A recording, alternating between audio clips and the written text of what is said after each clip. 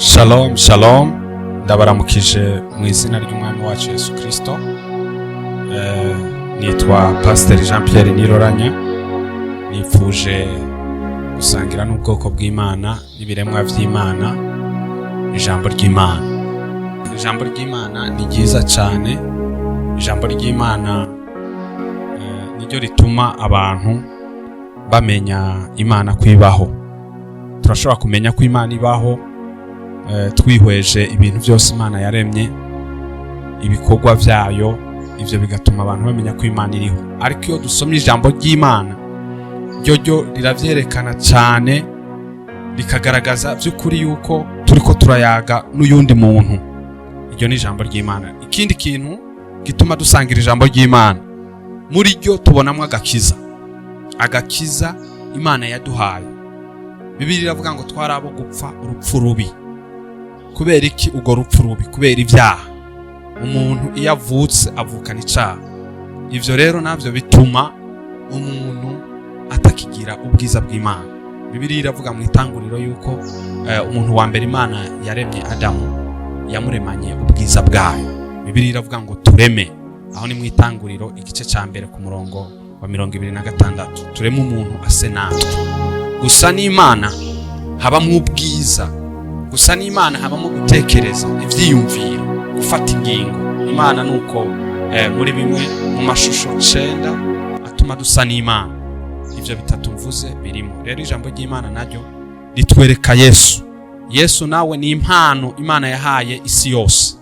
Kandi Yesu ntabwo ari uw'idini kanaka, ntabwo ari uw'abantu kanaka, n'umuntu Imana yahaye abari mu isi bose. Niko Bibiliya itubwira.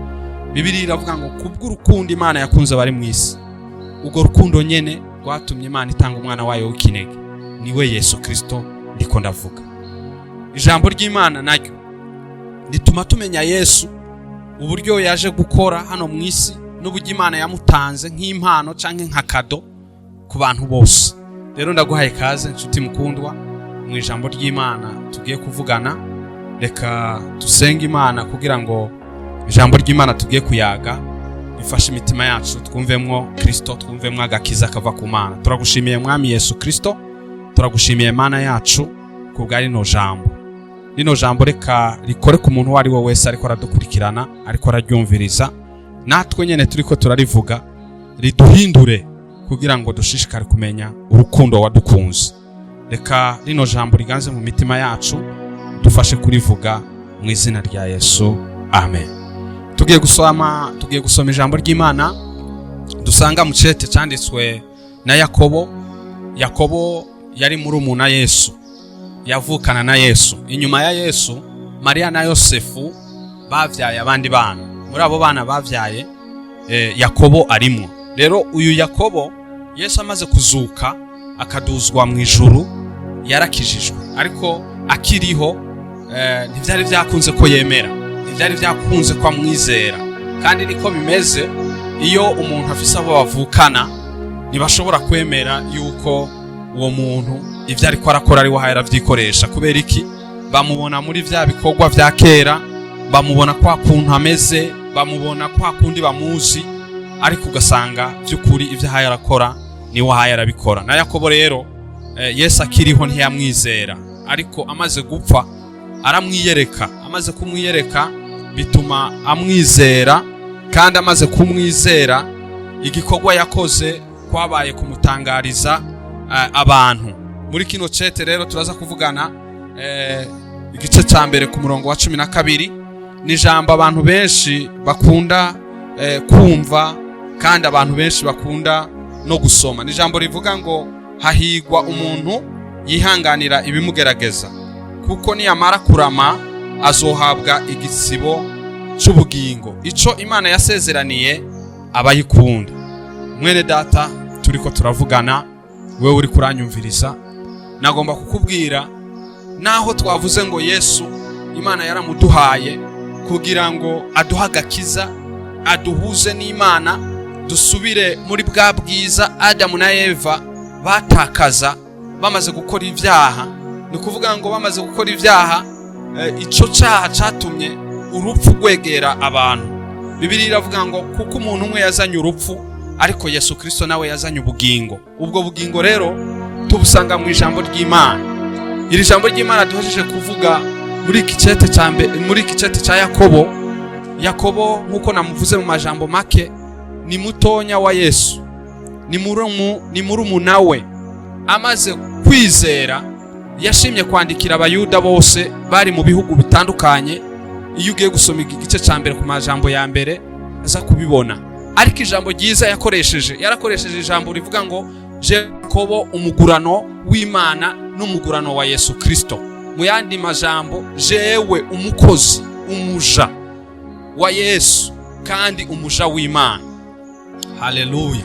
Iri jambo rigaragaza yuko Yakobo atashimye kwiringanisha canke kungana na Yesu, ahubwo yashimye kwicisha bugufi, kuko yari amaze kumenya ko Yesu Kristo ari umwana w'Imana.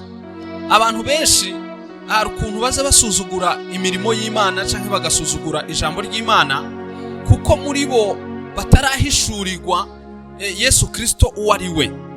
Bibiliya iravuga mu butumwa bwiza uko bwanditswe na Yohana yuko jambo yahoze ari Imana, ariko uwo jambo aza kwihindura umuntu, yambara umubiri, acika umuntu nkatwe. Ariko Bibiliya ikavuga ngo ivyaremwe byose vyaremwe nawe. Hano turasomye ijambo ritubwira uburyo Yakobo nawe yatubwiye kwihangana. Yandikira bene wabo yagombye kubabwira ngo bihangane kubera inzira y'agakiza batanguye. Iyi nzira y'agakiza, mwene data, nimba utaragera ku rugero rwaho wakira Yesu, nagomba kukubwira ngo hariho uruhombo. Urahomba cyane, kubera ko muri Kristo Yesu turonka ubugingo buhoraho, ubuzima butazigera buvaho. Rero ngomba kuguhamagarira, ndakubwire wewe nawe wakijijwe. Bibiliya yatubwiye ngo hahigwa uwihanganira ibimugerageza. Satani umwe yagwanya Adamu na Eva mu itongo rya Edeni, n'uyu munsi aracakora ivyo bikorwa kugira ngo ashobore gutakaza abantu benshi. Niyo mpamvu ubona mu ijambo ry'Imana abantu benshi bagomba gukoresha ubwenge. Abantu benshi bagomba kuvuga ngo Yesu ntiyabayeho, abandi bakagomba kuvuga ngo Yesu ngo bavuga ngo n'uwo w'Abisirayeli. Yesu ni ijambo twahawe, Yesu ni umuntu twahawe, tumuhabwa ari impano, tumuhabwa ari kado ku muntu wese amwizera. Mu butumwa Paulo na bene wabo ba Petero na ba Yohana, igihe bari buzuye umwuka wera, intumwa 12 za Yesu, Petero na Yohana hari ahantu bashitse ku irembo ry'ishengero ryitwa Giza. Aho hantu bahasanga ikimuga cyari kimaze igihe kirekire kigwaye. Bahashitse ngo cyari kimenyereye gusaba, cyari kimenyereye gusabiriza, ariko kubera ko Petero na Yohana bari barakiriye Yesu Kristo aba muri bo, baramubwiye ngo ivyo dusaba ntavyo dufise, ariko ico dufise twebwe turakiguha. Bakoresha rya jambo ndiko ndakubwira ngo Yesu Kristo ni impano twahawe. Aravuga ngo mu izina rya Yesu Kristo nuhaguruke ugende. Nuko yarahagurutse kubera ko Yesu Kristo akiza abantu bose. Yesu Kristo umwizeye gusa aragutabara, arakugirira neza. Rero abizeye Yesu bagenda bahura n'ibibazo, bagenda bahura n'intambara nyinshi zitandukanye, ibigerageza bikaba byinshi, bigatuma aho yokomeza kwizera, aho yokomeza kugenda kugira ngo amenye Yesu cyane, agasubira inyuma. Rero Yakobo yashimye kwandikira bene wabo b'Abayuda bari mu bihugu bitandukanye, arababwira ngo hahigwa umuntu yihanganira ibimugerageza. Mwene data, nagomba kukubwira Bibiliya irasa nkaho izi dusaba ibintu dukora, ariko tukaremererwa kubikora, tukaremererwa kubishitsa. Paulo yavuze ijambo ryiza, yaravuze ijambo aravuga ngo dushobozwa byose na Yesu kuko ari waduha inkomezi. Igihe cyose uhisemo Yesu Kristo ugomba kumusaba inkomezi, kandi igihe cyose wamaze kumwizera, icyo akora aramenya ko turi mu isi y'ibibazo, aramenya ko turi mu isi y'ibigeragezo, aramenya yuko tutarava mu mubiri ngo dushikire ubwiza bw'Imana. niyo mpamvu abana natwe umwanya ku mwanya. Rero nagombye kukubwira iri jambo riratubwiye ngo hahigwa umuntu yihanganira ibimugerageza, ngo namara kurama, mu yandi majambo namara gukomera, azohabwa igitsibo cy'ubugingo Imana yasezeraniye abayikunda. Nagomba kuvuga ibicibo bishika nka 5 Bibiliya itubarira abantu bazohabwa, ariko buri muntu wese azogenda akora igikorwa, ico gikorwa uko azogenda gikora niko azogenda hembwa. Tugomba gufatira ku isi. Hano ku isi iyo umuntu akoze neza baramushimira, hano ku isi iyo umuntu akoze neza baramuha agashimwe. Ako gashimwe rero bigatuma umuntu abona ko yakoze neza. N'Imana yacu iyo dukoze neza iraduhemba. N'igihe rero tuzoba tugeze mu ijuru, Imana izogenda itanga ubushimwe. Bamwe ni bya bindi bavuga ngo tuzohabwa igitsibo cy'ubugingo, tuzokwambikwa impuzu zera nkuko bamwe baza babivuga, tuzohabwa ingororano canke tuzohabwa udushimwe. Ni ukuvuga ngo uko niko Imana izobikora. Bibiliya yavuze rero ngo uzihangana akihanganira ibimugerageza, akanka kugenda mu vyaha, akanka kuva mu gakiza, kuko ivyo biza bitugerageza biba bishaka kudukura mu gakiza. Ariko nitwakomeza, Bibiliya yavuze ngo tuzohabwa igitsibo. Ico gitsibo sikindi ngo ni igitsibo cy'ubugingo Imana yateguriye abayikunda. Habaho gukunda Imana, hakabaho n'igihe Imana idukunda. Bwana Yesu asifiwe. Habaho kurondera Imana. Bibiliya iravuga ngo nkunda bankunda, kandi abandondera ubudahumeka abo bazombona. Imana irashaka ko abantu bemera bagaca mu bigeragezo, ariko bagakomeza inzira yo kwizera. Rero Bibiliya yavuze ngo hahigwa abihanganira ibibagerageza. Nibamara kurama, nibamara gukomera, bazohabwa igitsibo cy'ubugingo. Nshuti mukunda, nagomba kukubwira yuko nimba warakijijwe, umuryango ukabuhaye urakwanga, komeza Yesu Kristo. Wahisemo inzira nziza. Nimba hariho ibyago urahura navyo kubera Yesu wamenye, nagombye kuguhanura kubwire ngo komeza. Muri Yesu Kristo umuntu ashobora kugwara ingwara bakayimusengera ntakire, kandi akakomeza kwizera. Muri Yesu Kristo umuntu ashobora kuba yizeye akabura abantu biwe canke agahura n'ibibazo bikomeye, ariko agakomeza kwizera. Rero kwizera Yesu ntibisobanura ngo duhuye n'ibigeragezo turiruka. Oya, duhuye n'ibigeragezo tugomba kubibamwo, kuko ivyo bigeragezo nivyo bituma umuntu akomera, nivyo bituma umuntu arama, kandi umaze gukomera uronka ubugingo budashira. Rero Imana ibaha umugisha, kandi Imana ibagirire neza.